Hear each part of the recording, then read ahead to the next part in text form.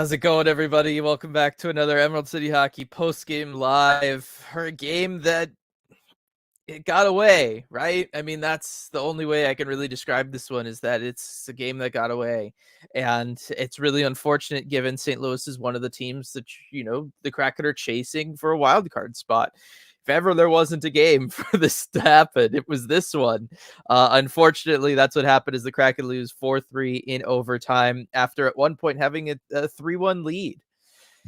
Oh, it's some tough stuff. The Kraken have some stuff to work on. There was definitely some good moments in this one. Getting Maddie back was great. Yanni coming back, his line was fantastic. We'll talk about that.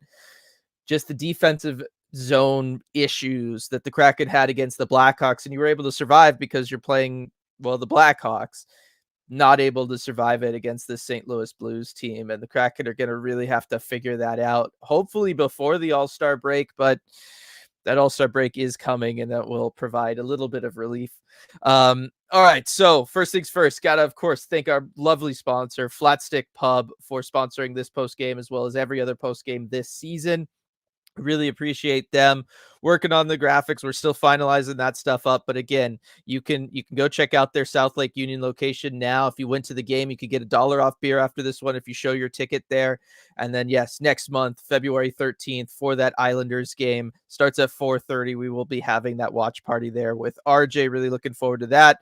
And then also, just real quick, prospect chat over at Patreon this upcoming Monday at 7 p.m. We'll be going over everybody at the World Juniors, as well as stuff after the CHL trades that went down. It's going to be a lot of fun. I'm looking forward to it with everybody.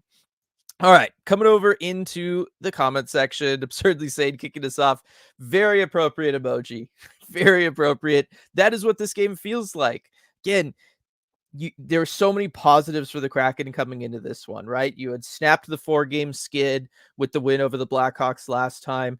You enter this one, you've got momentum. You get Yanni Gourde coming back from the suspension. You get Matty Beniers coming back from whatever was ailing him, because they never confirmed what it was. Concussion. And you have everything that you need, right? Vince Dunn come back last game. He played well. He's just going to get better coming back. And they did, right? Through the first 2 periods, there was a couple moments where, things were a little rough for them in the defensive zone, or especially killing penalties, especially on that second one, that Robert Thomas goal.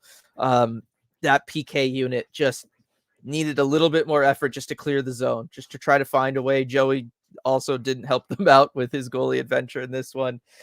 But, you had so many positives. That Gourde line looks so good. Those 2 tic-tac-toe goals were just beautiful. Some of the prettiest goals we've seen the Kraken score in franchise history, really, right? Like I'm not even exaggerating. I've watched all these games.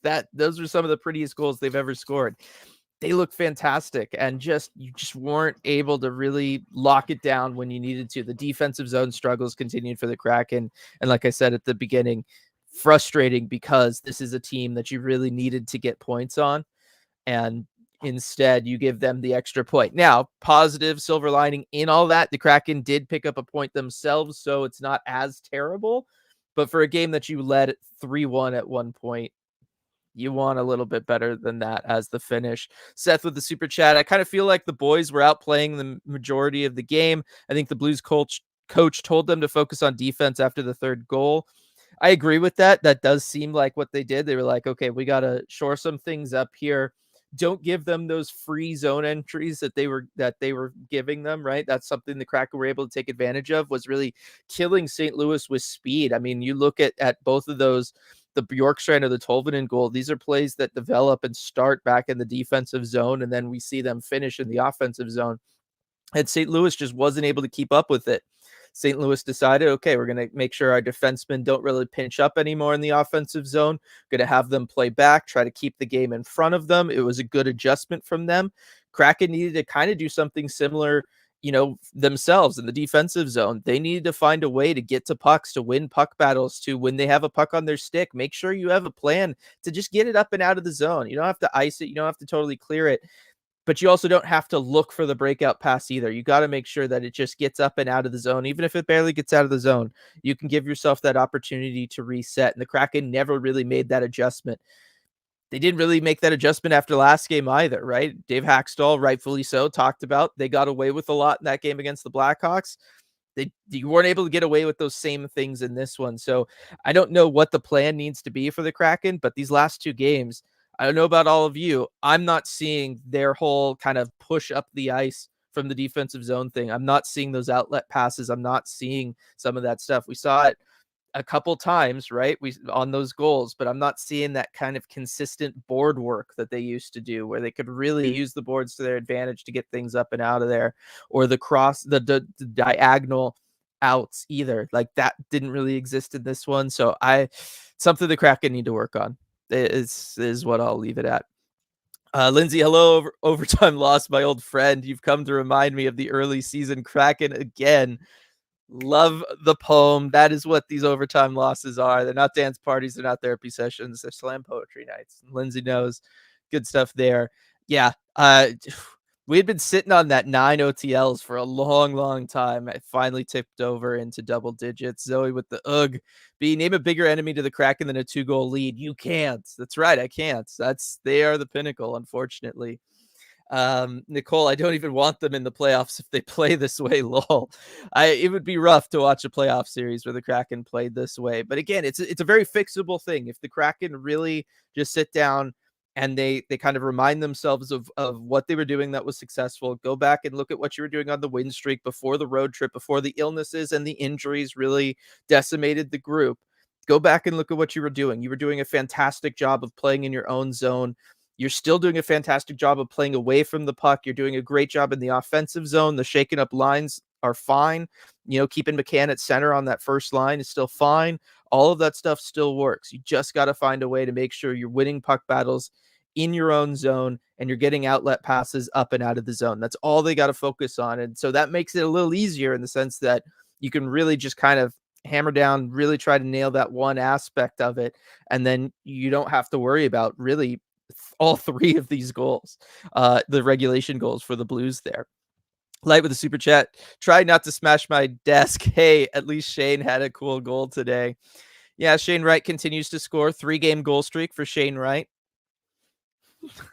just saying. Good stuff from Shane Wright down in Coachella Valley. He's helping them out.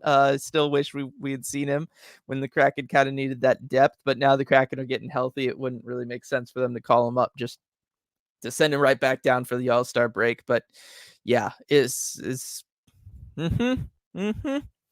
Stratic, this is bad. Yes, a point, but gave 2 to a team that you're in a chase with. Exactly. That's the unfortunate aspect about this. Jules, my brother calls this the 3-1 curse, that a team can come back when only being 2 goals down. Look, it's been a long time hockey adage that the 2-goal lead is the worst lead in hockey because it's just enough that the team with the lead kind of takes their foot off the gas, but it's not enough that you can get away with that, right? 2 goals can be scored relatively quickly in hockey. And the Kraken got bit by it, as many teams before them have been, and as many teams will in the future, I'm sure. Be honestly disappointed with this game. Absolutely dominated through the first half of the second period, and then the lead completely evaporates. They should have been able to get a regulation win here. I agree with you. Their play in the defensive zone was kind of unacceptable. The PK unit in this one, especially on the second penalty kill, I know Joey doesn't do you a favor by essentially kind of creating a turnover there up the middle of the ice, but you had to be better.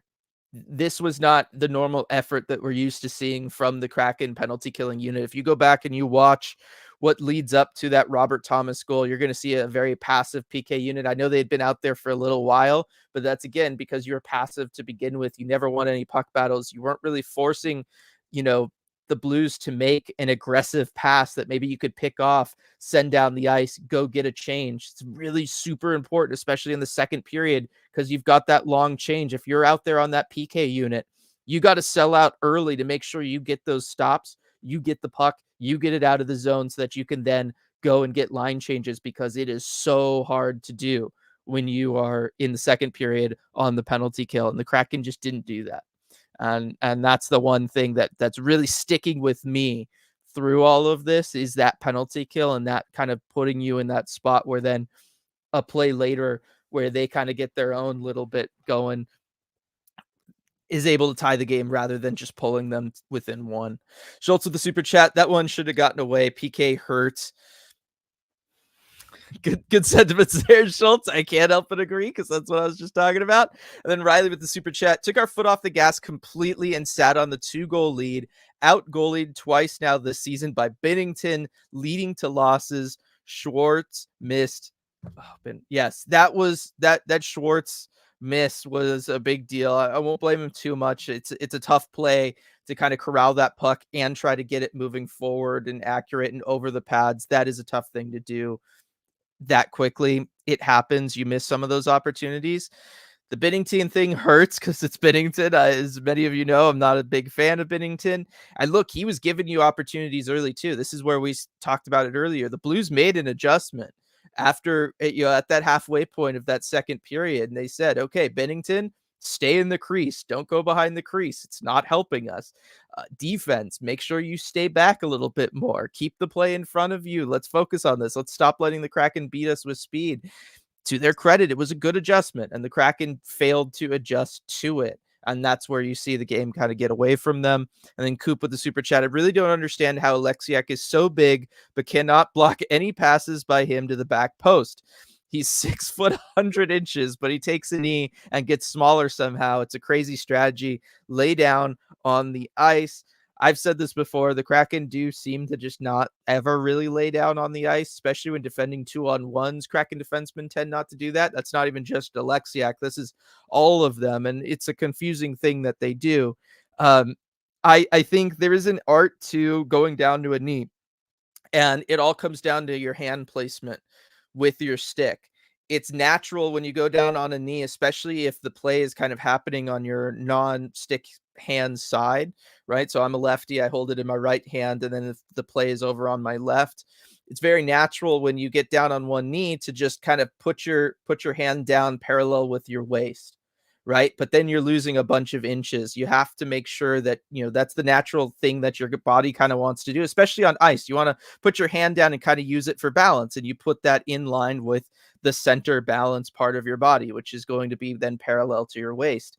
What you have to do, though, is you got to get it up in front of you, right? You got to count on the fact that, look, I'm down, let's say on my right knee, I've got my left skate then forward. That's blocking stuff in tight because it's on the ground. And then my knee is obviously doing the stuff underneath me. So I can keep my stick out more in front of me. And especially that's where Jamie Alexiak having that long reach would really come in.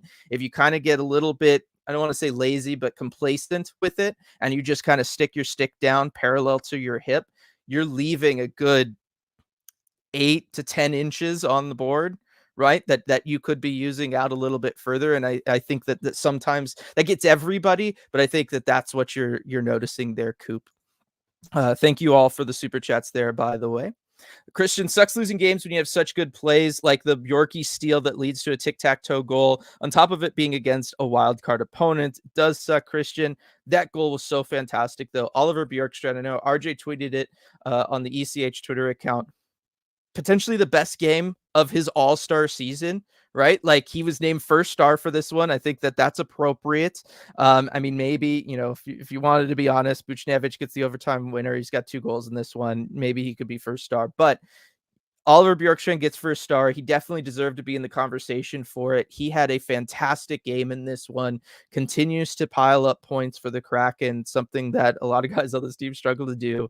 And a lot of it comes down to the play of Yanni Gourde. We saw Oliver Bjorkstrand in those 2 games that Yanni Gourde was out really stepping up defensively. I know you're talking about him making a defensive play here, and he did, and he looked good.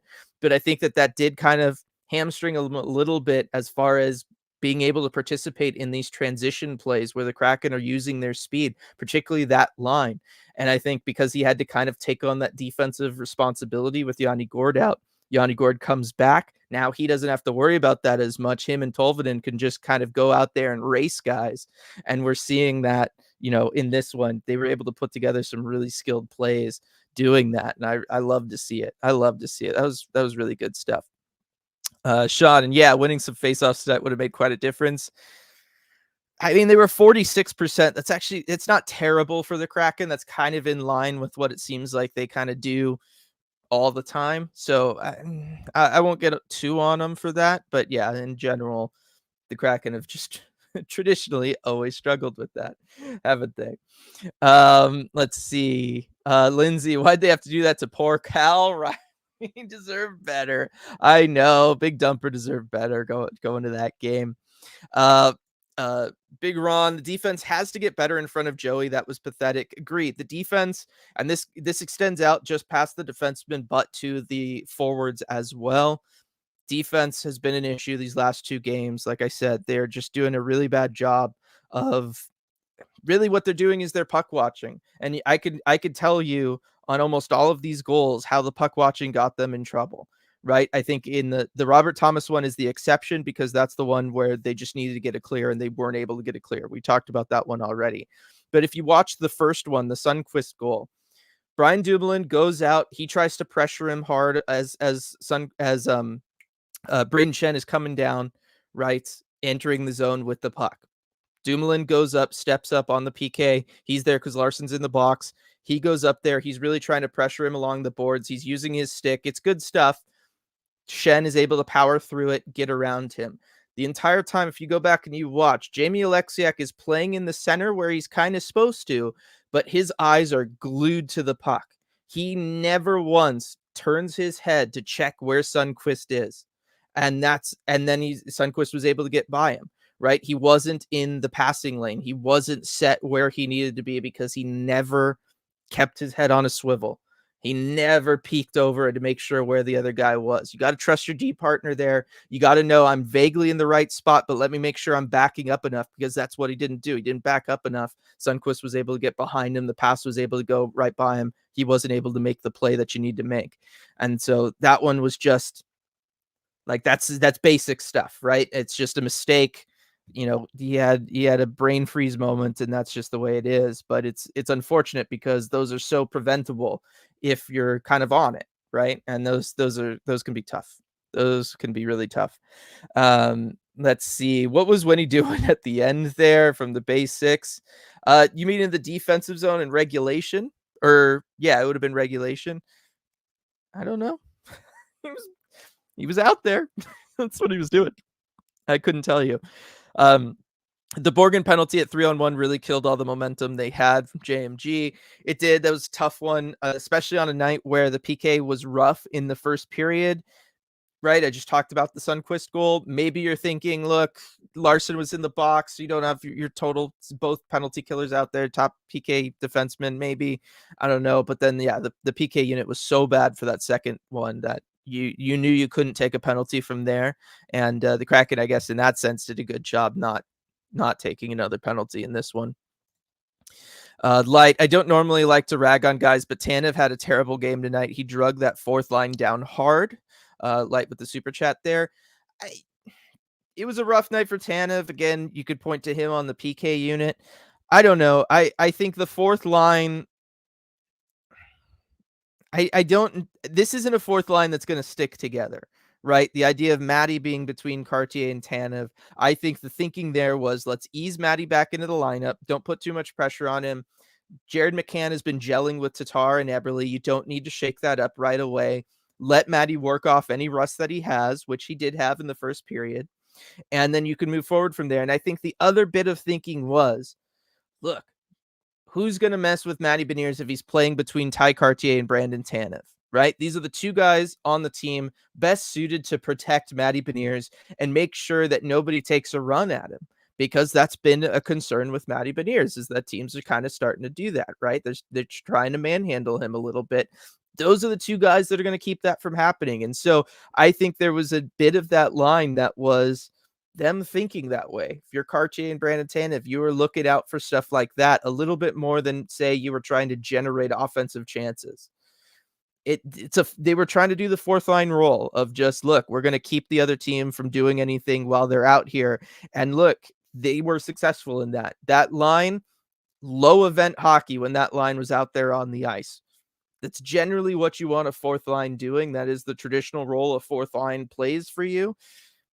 I'm not going to get too hard on him for that. I think that there was other things going on there, and I think it was more so just to get Matty back in the game and in a situation where he could maybe try to take advantage of some bad matchups, which he had opportunities to do. But again, the rust kind of got the better of him on that, and he wasn't totally able to take advantage of it the way that if he had been playing this whole time, he would have kind of feasted, right? There was those opportunities in the first period. He kind of whiffed on one. He was struggling to keep the puck on his stick. Maybe he's picking up his head a little bit too early before he was trying to do something, not watching the puck all the way through the play. There's stuff like that. And so I think that fourth line had a lot of potential. I think really what held it back was just the fact that Matty was a little bit rusty. Lindsay, tainting that beautiful Tolvanen goal with a loss really sucks. That was such an incredible moment from that whole line. It really was. It was fantastic. It was fantastic from them. Let's see. I kind of addressed the fourth line there for Sean's comment. Riley, Alexiak was suspect all night. Can't make a pass, icing everything. Bad turnovers and not playing with size and losing battles in the D zone. We talked about him a little bit already. And yeah, that was definitely part of it. I know these games are going to happen. It shouldn't be in a team we are trying to pass for that wild card spot, though. From Jake, agreed. There are times where you can have a game get away from you. You can't do it against the teams you're directly in battle with for a wild card spot. That's not good stuff. Blazekin Gaming, I feel like we turtle up too tight in our defensive zone, and it hurts us. Guys get tangled up, and it's too easy to sneak someone behind for a backdoor shot. The turtling was definitely something that we did earlier in the season. That's what led to a lot of our, OTLs. I don't know that they really did it in this one just because they weren't good defensively. At least before, when they were doing it, they were positive defensively. They were just giving up, immense amounts of shots and opportunities to other teams. In this one, they just weren't good, right? I mean, what did St. Louis finish with? St. Louis finished with 18 shots on goal, and that's counting overtime. They I understand the sentiment and where you're going with that, but and I agree that to an extent they tried to turtle up. They just did such a bad job. It was just, it was rough. It was really bad. Allen blew a lead, played scared in overtime, played scared in the back half of the third period, lost this game the same way the Blues scored in their first power play goal. Like, can defense learn? They should. And again, you had the same exact issues last game. RJ and I talked about it. Dave Haxtell talked about it. All of these issues were present on Wednesday, and you weren't able to work on them in the couple days between. You weren't able to work on them in practice yesterday. It was an optional morning skate this morning. You weren't able to address them and really fix them for tonight's game. That's the biggest concern, right? Because you got away with it last game. It's Chicago. They're not very good. They're missing like 100 forwards. We knew that, right? We gave them the pass, kind of. I truly didn't think they were going to come out and play the same way defensively that they did tonight. I thought they were going to have addressed some of it, and they just didn't, is the bottom line. On a positive note, we didn't mess up as bad as the LA Kings did. 3-1 in the first period, only to lose it 3-5 in the end from Jules there. Yes, on the positive note, we are not the LA Kings, who are just in free fall with zero ability to stop it. Everybody's starting to point the finger at each other. It's becoming a real mess in LA. That is definitely something that, we could at least hang our hat on, is the fact that we're not in that situation. As Jake's saying, to be fair, we still look better than the Kings. Very, very true. Very, very true. Byron, close but not quite against the team they're chasing, feels very representative of this season and probably of their ultimate fate. I know where you're coming from, and I have to agree. Like, that has been their struggle this year, is they've dropped the games that they've really, really needed when they've needed them, and that's not something that you don't want to make that a habit, and unfortunately, it's becoming a habit for this group. Coop, I thought Joey was fine in net, to be honest. It's just his casualness outside of the net that kills me. I agree with you. Most of these goals are not on him. They're tough plays. Like, nobody's stopping, the Robert Thomas goal. Nobody's stopping the overtime Buchnevich goal. You're not dealing with that stuff. Sundqvist getting behind Alexiak on the first goal. You're putting your goaltender in a spot where he's got to make just some otherworldly save, and Joey wasn't able to do that enough tonight. So I'm with you. But that turnover that helped lead to the Robert Thomas goal, that was one where Joey, I mean, he tried to skate it to the middle and then send it up the middle. Just throw it around the boards. Like Edzo was saying on the broadcast, if you listen to the Root broadcast, you just got to throw that one along the boards. Let's see here. Hockey Fork. I really hope Ron looks honestly at the situation come trade deadline. We have a good amount of movable assets. We need stars in D and scoring before we make a run. I don't know how much, he's going to be available to them come trade deadline time. And to be honest, given the way that they're still accumulating points, even with a OTL loss tonight, right? They still pick up a point. I don't think they're going to be a seller either. I think we're looking more and more increasingly likely like this is just going to be a trade deadline where they're going to stand pat and they're just going to kind of go with the group that they have, and we'll just see how it works out. Because I just don't know. I don't know how else they're going to get there. Northwood's Nick, I wonder what the record for most pity points in a season, because we got to be getting close. Yeah, we got to be getting a little close here. I not totally. Didn't we look it up? Wasn't it like 17 or something? Am I just making that up out of nowhere?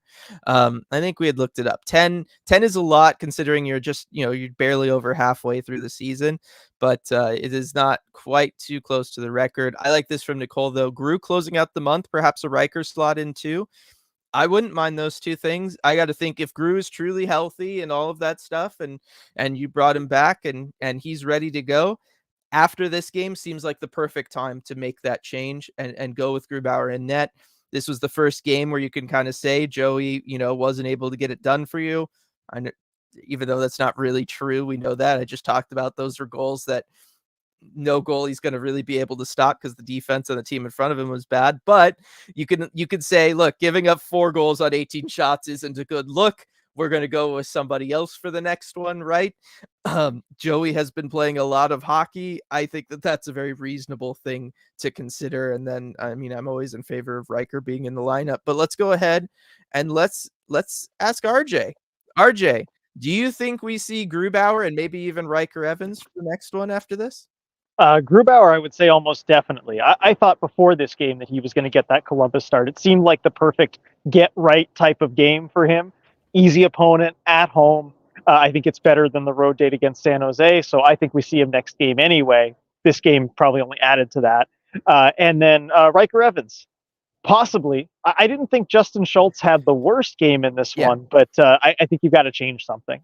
Something has to change, and something has to change defensively, RJ, because, we talked about the issues last game against the Blackhawks. You were able to get by and survive that.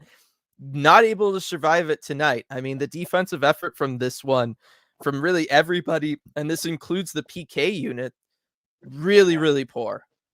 Yeah, it was. I mean, there's a reason the Blues were able to generate 4 goals in this game. And interesting analysis from Hackstall on that first goal, of course, with the PK unit there. Talking about, it actually, he didn't point to a missed assignment or anything on that backdoor play. He said that actually starts with the gaps in the neutral zone. He said they beat us with speed, and that's all on the gap in the neutral zone. By the time it gets down there, there's other, things that you can point at, but really it starts with the kind of pressure we put at them, even in their own zone. Yeah, those other things being Jamie Alexiak keeping his head on a swivel. Can you tell I talked about that one already? Yeah, I mean, he and Borgen did not have the best game. I thought that really the turning point in this one was the Will Borgen penalty in the second period. Just unnecessary penalty. Blues had nothing going at that point. They score on the power play. All of a sudden they have life, and they got the most out of it. And Hackstall did point to that as a turning point in this game. He's, clearly it was. And at that point, the Kraken just had everything going for them. Yes, they did. Riley, with 2 games going into, this is a super chat, by the way, with 2 games going into the All-Star break, then anything can happen. Teams that are hot now can get cold and vice versa. Lots of hockey left to be played. There is a lot of hockey left to be played, RJ. It's just, and everybody's been talking about it. It stings when you, 1, let a game get away, and 2, let a game get away to a team that you're right in the thick of it with for the wild card. Right. And I know the Kraken know in their mind they're that close to the St. Louis Blues in the standings. That's something Hackstall alluded to yesterday. You are aware of that, and you've got to use it, kind of feed off of it, playing a game against a team that you're chasing. And that was certainly the mood in the locker room after this one. The feeling from everybody that this was a game that got away. And let me say, too, like, nobody takes a loss harder than Jared McCann. the entire locker room had just cleared out after the game, and there was Jared McCann still in his stall, in his gear, head down, just trying to process this one. I mean, that's a guy who cares a hell of a lot. And I really respect it. And it was just, that was the first thing I saw when I walked into the locker room. And I was just like, man, he feels this one. Yeah, I mean, that's often the case with him, right? Like Yeah. this, he is that kind of guy. Nicole, I also really hope Dunn isn't seriously hurt. Yeah, there was that moment where he kind of stayed down a little bit there, RJ. I don't know. He finished out the game, so I got to imagine it's nothing too bad. But given we don't really know what he had tweaked that kept him out for a while, I can understand the concern. Right, and that was the cause of my worry. I'm still a little bit worried about that. So he took a hard hit along the boards from Kessel late in the game, and he gutted out the rest of the shift, but I was following him the whole way along that shift. He was far from 100%. He was clearly in pain. As I posted the video on Twitter, he was hunched over getting to the bench, and he was just, head down. He didn't start overtime, which I think sometimes he would. He took one shift in overtime, had a good little shifty move at the blue line, looked all right, but then went off after a pretty short shift. So, I don't know that he's at 100% right now. That might have even just been adrenaline letting him finish the game. We'll keep an eye on where he's at tomorrow and going forward. Yep. Sam, here's a question. If Evans stays up with the Kraken during the AHL All-Star game, who's the Firebirds representative? Has to be Shane, right? And Light and Jake saying, think that they'll send him down because it takes place over the same time as the NHL All-Star break. So they'll probably just send down Riker I think Evans. they'll do that, yeah. I would agree with that. Yes. Hey, Megan, how's it going? Light, let's see. I don't think the team is walking away from this saying at least we got a point. No, Jared they're McCann definitely not. isn't. Yeah, McCann definitely isn't, and the players that we actually talked to weren't feeling that way either. Yeah, I can imagine. Lindsay with the RIP, Joey's save percentage. Alan, Joey walks out of this one with a 7.78 save percentage. Defense hurt here, but you'd like to maybe see a save on that third goal. I don't know. I think just about all these goals, RJ, are the team in front of him.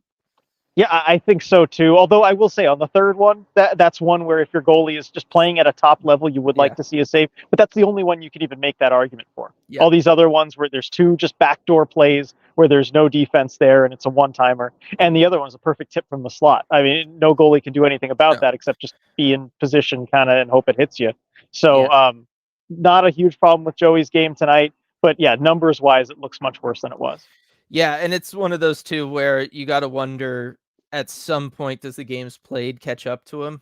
Right? We've talked about this. He has played every game for over a month, basically, with the exception of 2. Right? There's only been 2 games he hasn't played in a long time. Right. Well, what concerned me more than anything with Joey tonight is just that he was having more mishaps than usual playing the puck. And that's something you don't usually see from him. You got that turnover early on that generated a good chance for St. Louis. And then on that power play, the Kraken couldn't get a clear. And that was Joey kind of trying to take his time, make a play and get the clear himself. Didn't work out, ends up in the back of their net. Trust me, Edzo let him have it on the broadcast tonight for that. Oh, I'm sure he did. I mean, Hackstall, he didn't mention Joey by name, but he was talking about that PK and he said, look, we didn't get a clear. Like, that's the big point, is we didn't get a clear there when we had a chance to. Yeah, and especially I was talking about it, like, right, that's a second period penalty killing situation. You have to be super aggressive on it to try to get the puck, get it clear, because you've got the long change, right? And this is kind of what happened to him. If you don't ever get that clear, you're just stuck out there. There's no ability to kind of slide, get somebody on and off and try to make something happen. You're just going to get tired and allow the other team to move the puck pretty freely. And that's ultimately what ended up happening there. Brooke, fourth line looking rough tonight. Not a good match with Tanev and Beniers. We've talked about this a little bit, RJ. I'm willing to give it a little bit of a pass because it's Beniers coming back. And I think that Tanev and Cartier are there to protect Beniers from somebody taking a run at him. Yeah, and they were able to do that. Nobody took a run at Matty, and you are kind of easing him back in the lineup. But I do think, that comment is correct. The chemistry, though, just isn't there with those three. And you understand why they did what they did, but the chemistry certainly wasn't there. Yes, and I do wonder if Matty didn't have rust, though, that clearly from coming back. There were some good opportunities for him with some mismatches that he was very close to taking advantage of, and he just wasn't quite able to. So I kind of am in a little bit favor of maybe Matty staying lower in the lineup for a little while, RJ. Just let him take advantage of some of those matchups if you can, and keep McCann up on the first line. I don't know if you have a thought on that. I'd be okay with that for another game or two until he can ease himself back in. But one thing I would think to do then is put Yamamoto on that fourth line instead of Ty Yeah. Karche. I just think he's going to be a better fit playing with Matty. Yeah. You mean Cartier or Tanev? Well, actually, knowing that they're not going to bench Tanev, That's true. there are a few You need him times for the where I would PK do and that, everything. but Yeah. knowing the team's not going to do that, I would do instead of Karche.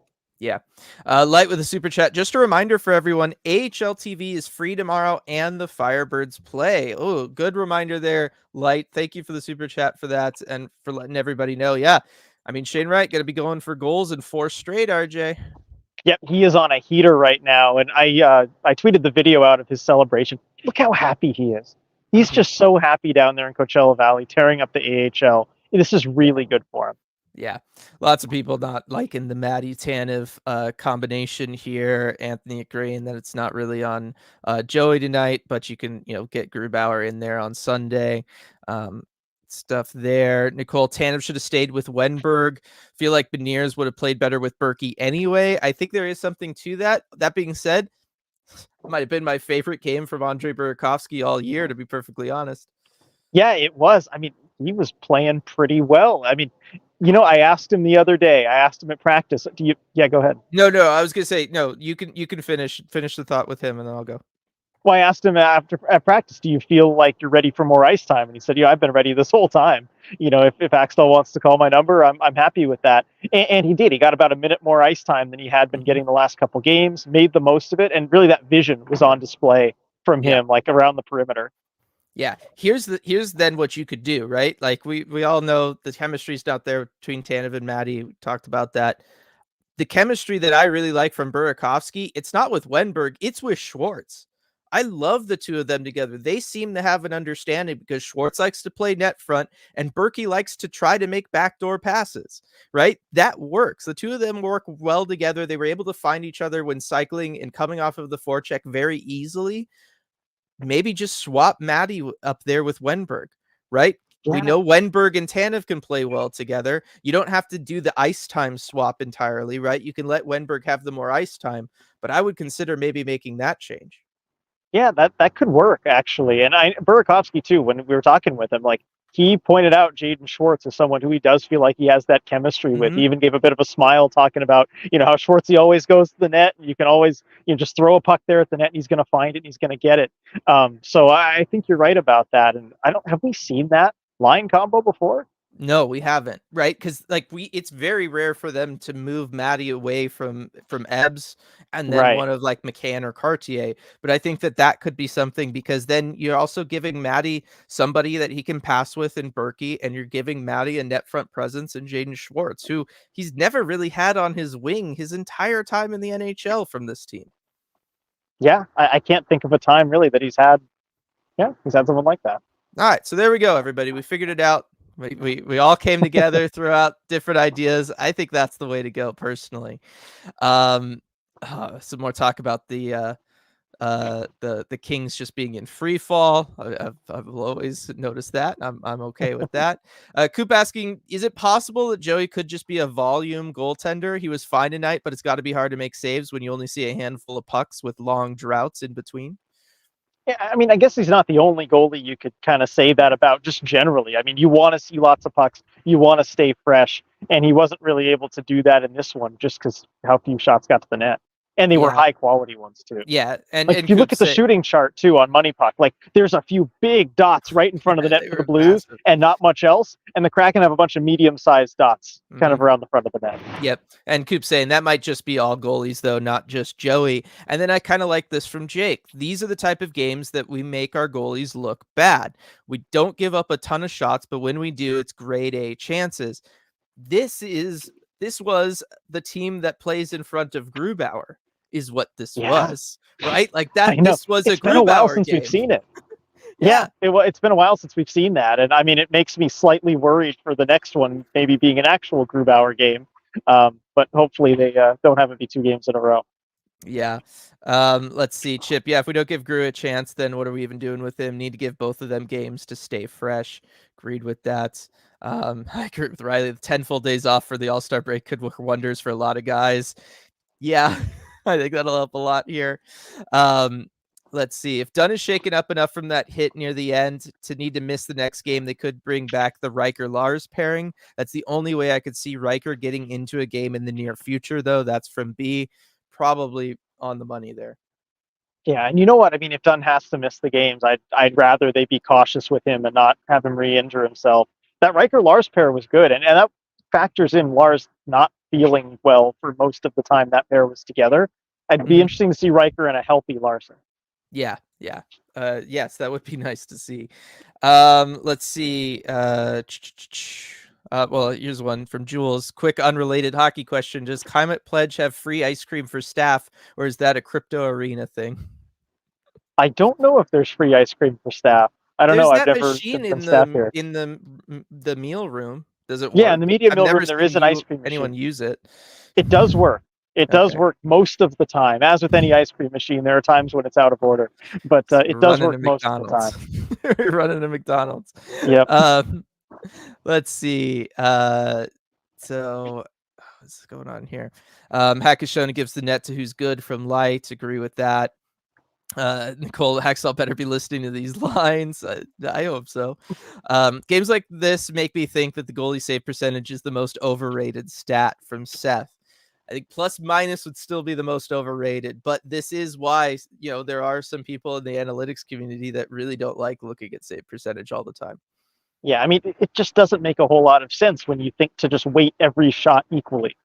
When you're coming up with the stat to evaluate goalies, not all shots are created equal, and you have better stats like goal saved above expected that take that into account. Yeah, definitely. Feel free to put stuff in. If I skip something earlier, everybody, you can throw it back down in there, and I'll get to it now.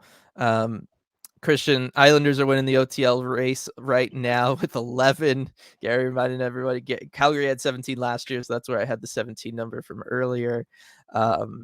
Is this number 10 for the Kraken? This is 10 for the Kraken, yes. Via Ren, can they do OT practice again? It worked so well last year.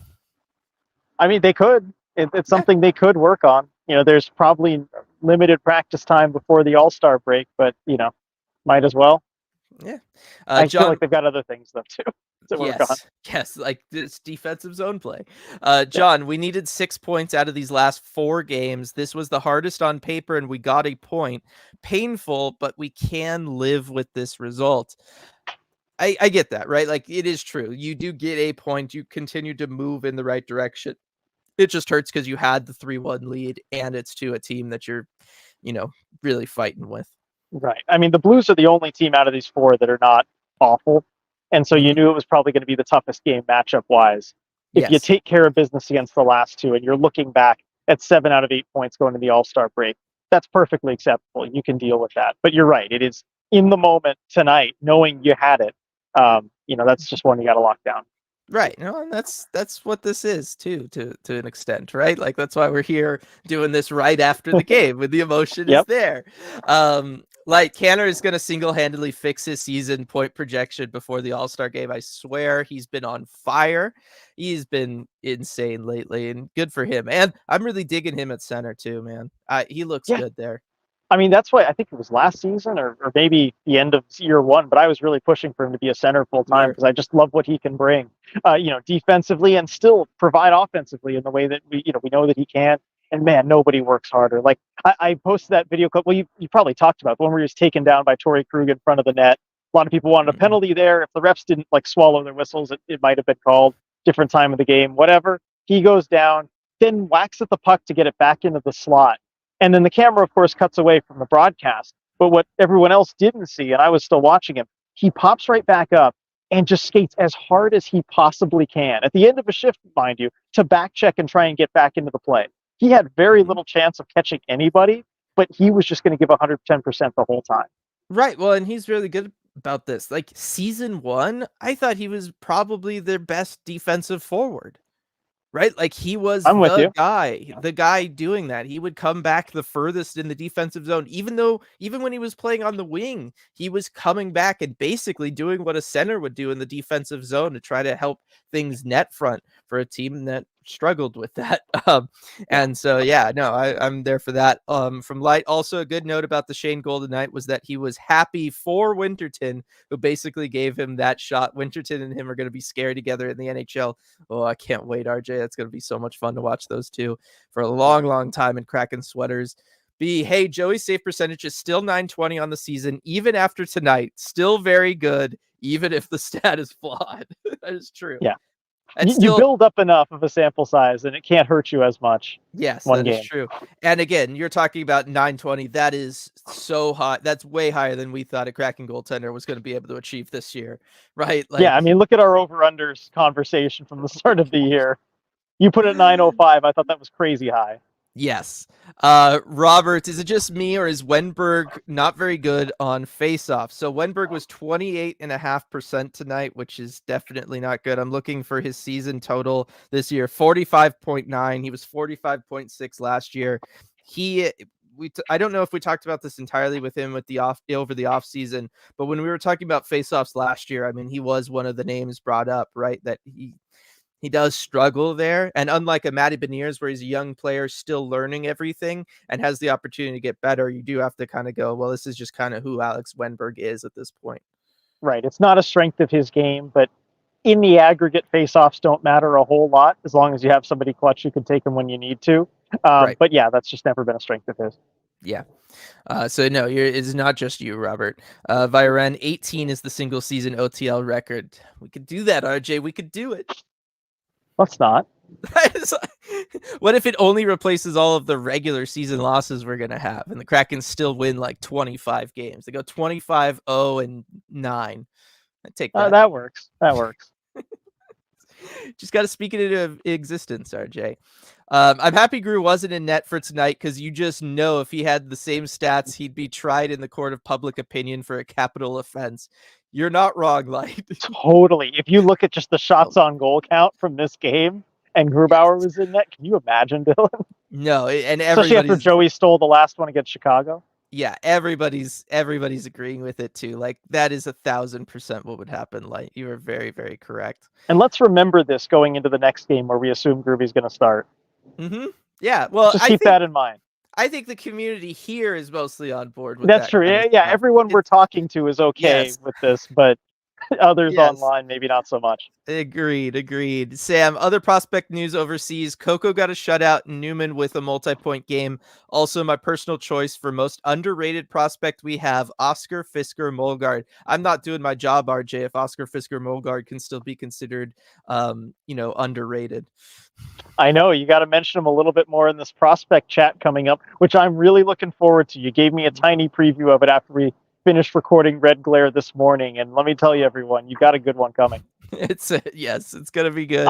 The Yanni Newman commentary is fantastic. The Newman and comparing him to somebody else in the Kraken system is gonna be very interesting indeed. Stratic, the better time to practice overtime may have been 10 OTLs ago, but better late than never. Yeah, it's true though. They've already lost all these. It's probably not worth practicing. So let the sunk cost fallacy determine your decisions here. Exactly. That's I'm always in favor of that. Like Maddie was actually good on the dot, 60%, and Ty won all of them when he had to take them. And B saying, I have absolutely no stats to back this up, so I could be totally wrong, but I feel like Cartier is sneaky good at face-off. So I'm going to check. It won't include tonight's numbers, but I want to check to see how Cartier is on face-offs. 46.5% going into this game. It's not bad. Yeah. It's not terrible. For a winger, that's Wenbergian numbers. Right. Yeah, and he was 100% tonight, although I don't know how many that ended up being, but pump up that number because it was a small sample size for that other number. So how did Yamamoto do last game playing center and taking face-offs? I don't know if you can look that up quickly, because it really struck me talking to him at practice how much he loved playing center. I wasn't expecting him to say just how much he loved doing it. So now I'm kind of rooting for him to play center at some point again, because he just lit up. He was so happy. No, he was very happy, and you talked to me about that earlier, and you could just tell watching everything from him after that game. Let's see. Last game, he was 50% on the dot. Not bad. as better than a lot of guys on this team have been historically. uh let's see. OTLs will define the season when you miss the playoffs by 4 points, from Gary. But also, without them you wouldn't be within 4 points. Yeah, I mean, if the point system was different, you'd be a lot lower. It's one of those things where yeah, they're gonna make Goes the both difference ways. one way or the other. Yeah. Yeah. If you sneak in by a point or two, it'll be because of them as well. So it's you take them when you have, because it's better than a loss. But on nights like tonight, it hurts when you played so well at the beginning. Let's see. Zoe, going back to that LA Kings game, Dunn has been super disciplined, 1 penalty in like 12 games, but seems like other people are taking them instead. I think overall the Kraken are a fairly disciplined team. Let me pull up the overall numbers for the league, RJ, but I feel like for the most part they're mostly pretty good. I think the person with a problem lately has been Lars. Yeah, I mean, he has been taking more than Dunn, it feels like. And yeah, I think Dunn kind of learned his lesson after things really went off the rails for a couple games in a row, and he's been better since. Mhm. But, that's an improvement you want to take. But yeah, other guys, I mean, you look at Yanni, 3 games ago, there's something like that where guys lose their temper. But it's been nobody, I think it hasn't been the same person consistently. Yes, only 2 teams in the NHL have taken fewer penalties than the Seattle Kraken, and that is the Toronto Maple Leafs and the St. Louis Blues. Interesting. How have the Blues been that low in penalties? I mean, given the way they They played, I play. don't know. They had Greg Berube for half of this year as their head coach. Yeah, I have no idea. But it does show the Kraken are an incredibly disciplined team, and that is good news for them. So Yeah. they do a good job there. And the thing with the Lars penalties too is it hurts you doubly, since not only is he taking a penalty, it's like your best penalty killer too, defenseman, and then he's lost for that, and maybe that made a difference on that first one tonight. I don't, I Yeah. could make that argument. Via Ren, the faceoff numbers have really taken a dive since Belmar went down. Earlier in the season, everybody was better relative to last year. Now it's just Maddie. Hmm. Yeah, Well, I mean, it makes sense. You lose your best face-off taker. yeah, I mean, look, he's at least getting better. That is positive news. He's going to be around long term. We know, the idea of Wenberg hanging around past this season, nobody's really thinking that that's going to happen, stuff like that. So I guess if anybody is going to be better and stay better, the fact that it's Maddie is a good sign. Yeah, and Shane was looking good too. Yeah. Jake, how's Chalet been doing since he was traded? Viren coming in. Chalet scored 2 goals in 4 games with Kitchener. Got another one today. Chalet's looked good. We'll talk about it more, but I will say this about him with Kitchener. I don't know what happened to Kitchener. They kind of fell apart. Like even Rykov, like everybody, Mesar, everybody has just fallen apart there because of the trade. It doesn't really make sense. He looks really good. It's going to take some time, it looks like, for him to develop chemistry and figure out which line they're going to keep him on. But he looks pretty good, and he's running into the same problem that he had in Barrie, although it's not as egregious as it was before, RJ, which was just he thinks the game a certain way. I would consider it a high level style that he's thinking the game, and not everybody does. Yeah. Could be a A problem generous when way you're of saying it. Yeah. yeah, and it could be a problem when you're on the wing and you have to depend on other positions then, right? Like that's you could run Yeah. into some issues, and I think that's still his biggest problem, and that was his biggest problem at World Juniors as well, if we're being honest. Some more talk of Ty on the faceoffs there. Yeah. Let's see, Zoe. Maybe it just feels like they take penalties at the wrong time. That I think is just one of those things where it's what's it called? Confirmation bias, right? Mm-hmm. Like where it just kind of it always feels like the worst time because that's the Yeah. time that you're noticing it happen. Yeah, and especially after a game like tonight, where again the Borgen one, that was a total turning point in the game. That was a very poorly timed penalty. I said it at the Yeah, time it before the was. St. Louis even scored the goal, but it was the case tonight. I don't think so in general. Yeah, and be agreeing with that. And it's certainly possible, but I gotta applaud them where it's due, which is the fact that they're just finding ways of not taking them in general, which is certainly good.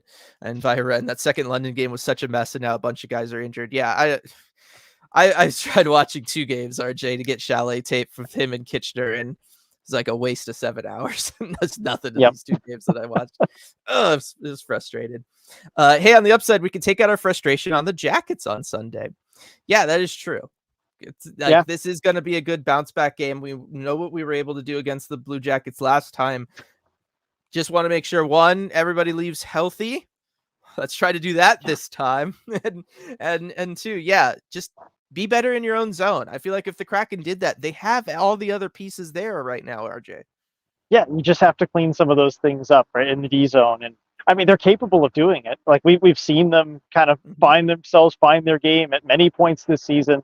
They can do it. I get just about getting to this finish line for the All-Star break, but you got to just double down one more time, find your energy, and clean those things up. And hey, no better opportunity than against Columbus and San Jose. Like you can actually mess up a few times and probably not pay for it. Doesn't mean that you should be going into it with that mindset, No. but I think that is the reality. I was gonna say, be careful, RJ, because that's very close to what you're talking about last post game live, and here we are. Yeah, it's been more about Chicago than St. Louis. Yes. Sam, I think people notice more penalties when teams have a suspect penalty kill. Also, we don't have any real goons on the team. Yeah, and that's a good thing. I don't think goons serve the same purpose that they used to. And yes, that would be part of it too. Is if your team gives up, power play goals, you're going to notice when you get those penalties. Definitely. Let's see. People light. I would never wish another player get hurt, but I won't lie, I wouldn't have a problem with a certain pretty boy over on the Jackets to get a few hard, clean rides. Yeah, it'll be interesting to see what the response is to Cole Sillinger, if there is one. Yeah, well, like I said, because he did square up and answer for the Matty hit, like Vince Dunn made him. Yeah, and I mean, so in some respects, you do wonder if that will then be it. I could see that being it. It's one of those things too, where, like I said, there was a real part of me when I saw that matchup of him with Cartier and Tanev. I did wonder about that. Like, I do wonder if that's partly why they put that line together. I don't know. Zoe saying, if Dunner is playing, I feel like we'll see something. I don't know if he's going to be playing, but still maybe not quite at 100%. I don't know that he would risk that for another fight, given he already did fight him. Yeah, I don't think he would. I think if you see someone go after Sillinger, it'll be somebody else, not Vince Dunn. You don't want Vince Dunn fighting. The only reason he jumped in there is because he was the man right there on the spot. Yep. You can send a message, unless Matty somehow or somebody else takes a big hit and Dunn happens to be right on the spot. I don't see him being the one to step in. No, I wouldn't. Light, I think they should play Tate McRae songs when he's on the ice. No reason, just think it'd be cool. That might be something to do. Wait, Dylan, we have some connections in the we do have DJ some connections. Yes, we do. Organist community around here. See if we can organize something. As you so subtly just happen to be looking. Hey, I'm not looking over at that side. I'm looking at the other side of it. All right. Okay, I thought it was the side I was looking at first, and then realized it was the wrong side. But all right, it's important just to stay committed. That's good stuff. Vince can't fight, so Ty Cartier, come on down from Light. Again, if something, I kind of tend to agree with B and with you, RJ. Dunn just wrecked him last game. Lol, it might just end there. I think it will. I think it will too. Yeah. All right, if we'll do a quick last call here for everybody. We kind of previewed it a little bit, RJ. I'm looking forward to this next game against Columbus. I think it'll be nice if Gru does get the start. Be nice to see him back in net. I think that's going to be a big deal. Looking forward to that from him, and then hopefully the team plays a little bit better in front of him than they played in front of Joey tonight. Right. I mean, it's lined up as the perfect get right game. You just have to go in and do your part. Like, the opponent is there. The win is there for the taking. If you work hard, you play your game, the win will be there. Yep, definitely. And on Kids Night. Oh, it is? It's Kids Night? It is Kids Night, yeah. There's a Kraken Kids lunchbox giveaway. Oh, that's right. Yeah, that looked good. Yeah. They were showing a bunch of kids, and they showed some kids with some soft serve that got Edzo very excited on the broadcast, RJ. I heard about that, but I didn't see it, of course, because I was here. He was freaking out over the soft serve ice cream. Yes, get the man some soft serve. You want to win some brownie points with Edzo. That's apparently the way to do it, I guess. All So right, noted. it goes. All right. Hockey stat cards look good for the Kraken tonight, despite the result from Zoe. I do believe that. I mean, they did some stuff. Nicole saying we've lost all previous kids' nights. Uh-oh. No, they're gonna be fine this time. It's a new team, different thing. We're doing good with giveaway nights. Like we've Yeah. got the stuff now. Call up Jake, Shane just for kids' night. that would be Shane and hysterical. Winterton. Just That call would him up be for that game. so much Send him fun back though. down. That would be so much fun though. Jake, everyone watch some PWHL games. Definitely agree with Jake on that one. Everybody give those a look because they are a lot of fun. They're on Sam, YouTube. It's nice and easy. yeah, it's super easy. Sam, don't hurt them physically, hurt them psychologically and mentally. Columbus is especially weak to that throughout their history. Oh man. Light, I do think Dunn has had two really good games coming back. I do think he was a big missing part, and Maddie was looking way better than he did after his injury last year. I agree with that on Maddie tonight. Like, yes, there was some rust and some missed opportunities, but you could tell he was in the right spot more times than not. Yeah, and in the first period too, he wasn't scared. I saw him just kind of cycling around, making those tight turns that he likes to make, holding the puck. You know, he looked like Maddie.